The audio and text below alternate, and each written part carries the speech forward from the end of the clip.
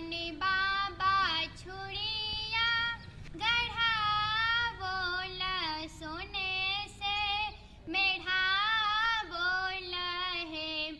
आहे अपन बाबा छुड़िया गढ़ा बोल सोने से मेढ़ा बोल है आहे अपन दादी लेला जन्मा के सहोड़िला जी के मूड़ान है आहे अपन दादी लेला जन्मा के सहोड़िला जी के मूड़ान है अपन चाचा नगर नोता बोल पंडित बजा बोल है आहे अपन चाचा नगर नोता बोल पंडित बजा बोल है आहे अपन चाची लेला जन्मा के सहोड़िला जी के मूड़ान है आहे अपन चाची लेला जन्मा के सहोड़िला जी के मूड़ान है बैसथो पीसा पलंग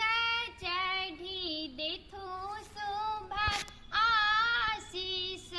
है आहे बैसथो पीसा पलंग चढ़ी देथो शोभा आशीष है आहे अपन पीसी लेला जन्मा के सहोड़िला जी के मूड़ान है आहे अपन पीसी लेला जन्मा के सहोड़िला जी के मूड़ान है कोने बाबा छुड़िया गढ़ा बोल सोने से मेढ़ा बोल है आहे कोने बाबा छुड़िया गढ़ा बोल सोने से मेढ़ा बोल है आहे कोने दादी लेला जन्मा के सहोड़िला जी के मूड़ान है आहे कोने दादी लेला जन्मा के सहोड़िला जी के मूड़ान है।